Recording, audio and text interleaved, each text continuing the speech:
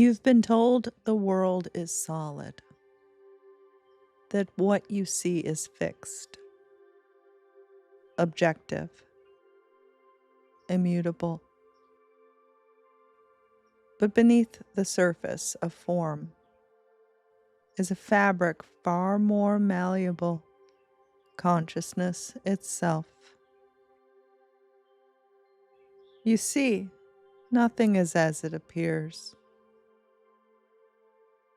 Not your problems, not your body, not time, not separation, not even loss. What you've been calling reality is only your agreement with the illusion.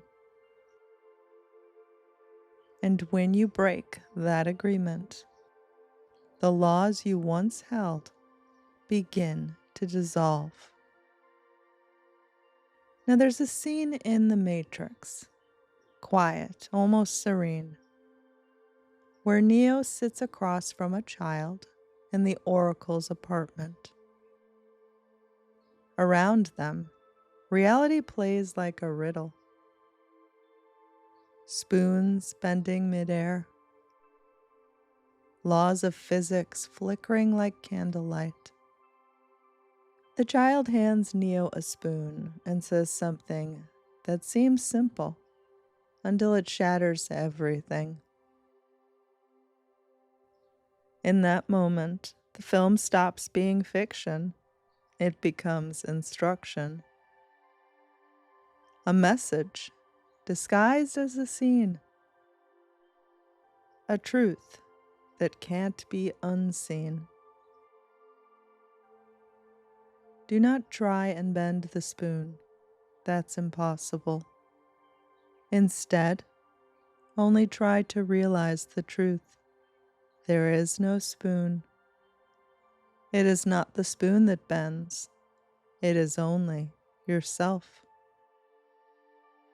When Neville Goddard said, "All is imagination," he wasn't offering comfort to you to escape your reality. Instead, he was revealing the fundamental structure of reality. That what you see, touch, hear, suffer, or seek is not happening to you. It is happening through you, from you, and only ever within you. Just as the spoon never existed outside of perception, it was never real in and of itself. And neither is the relationship you're chasing, the diagnosis you fear, the bank account that makes you feel trapped, the circumstances in your life that feel inescapable. Because the 3D world is not solid.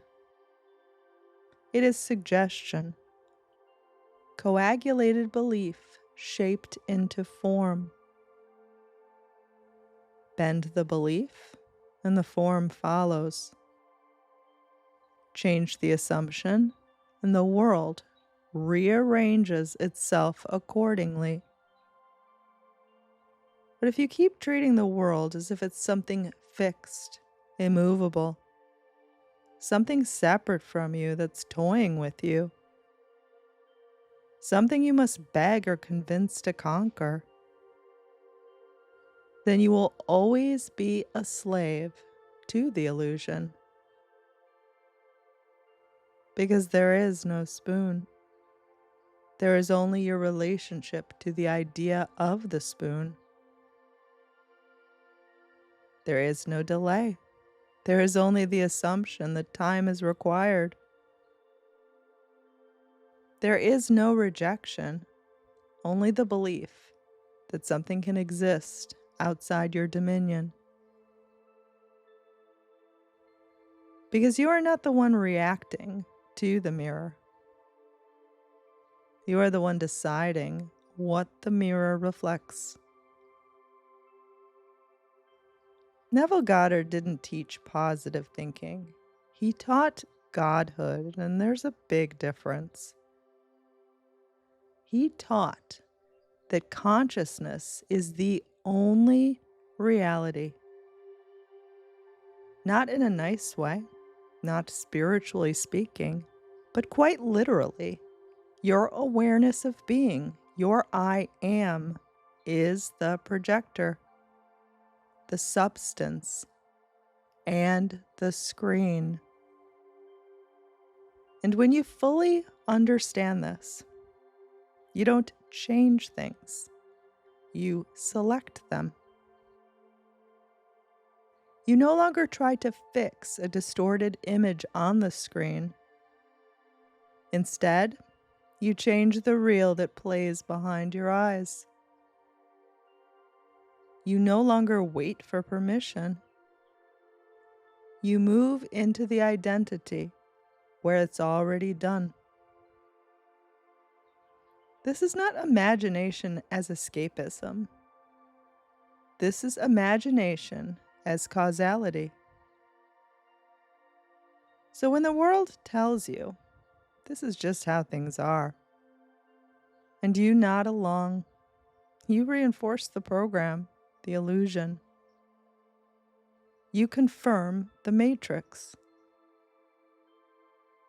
You become a loyal subject to someone else's version of what is possible. But when you reject it, not with rebellion, but with stillness and knowingness, when you close your eyes and say, no, this is not my truth,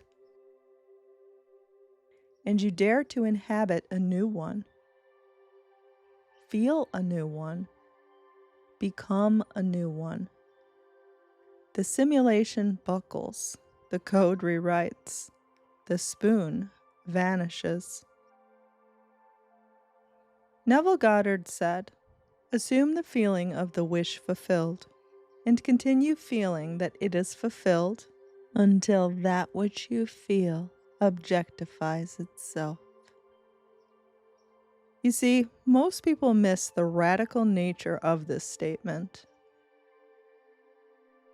because he is not suggesting you visualize and hope. He is instead commanding you to become,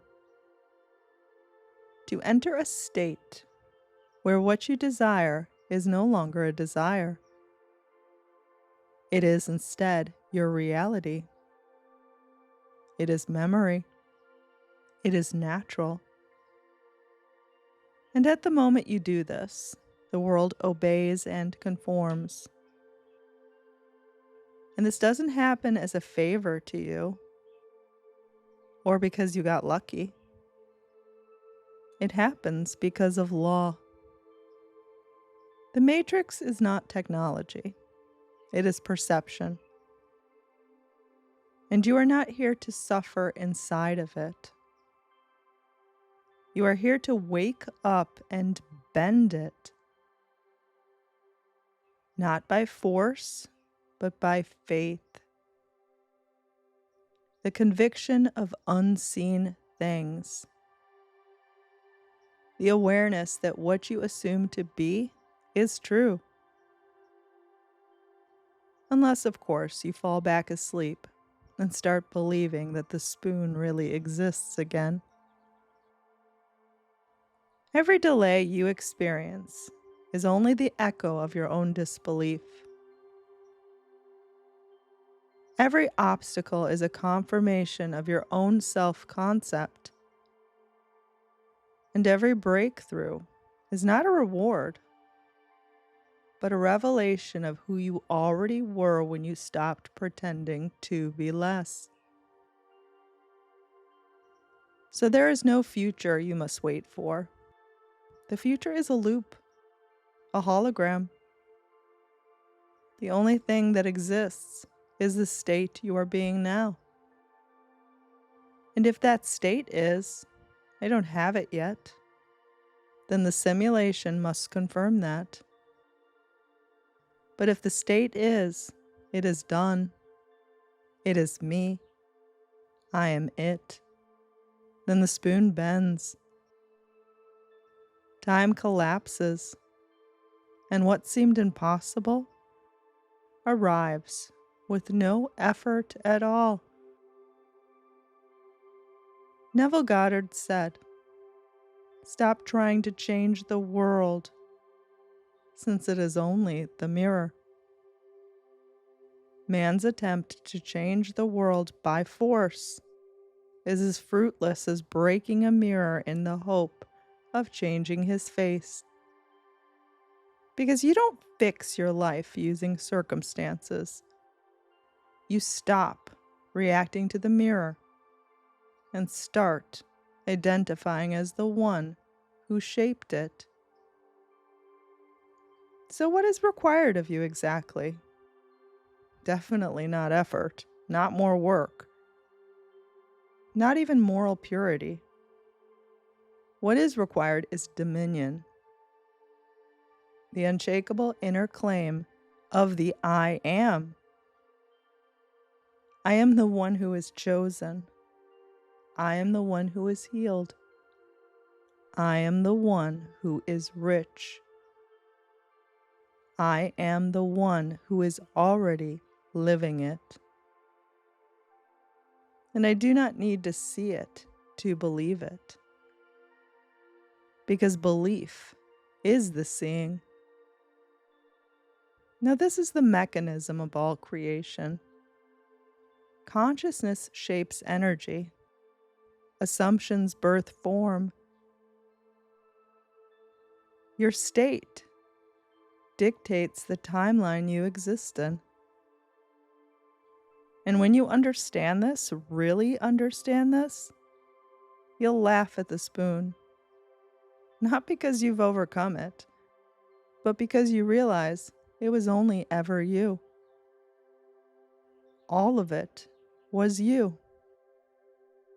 The lover who left, the check that bounced, the missed opportunity, the illness, the miracle, the sign, the shift, the breakthrough. The matrix bends when you bend. The only thing that must change is who you are being. Not what you're doing, not who is texting you, not what's in the bank or on the scale or in the mirror. Just the state you occupy. Just the consciousness.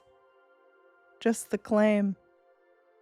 And when you assume your power fully, when you stop checking, stop waiting, stop hoping, stop wishing, and instead walk as if it's already done,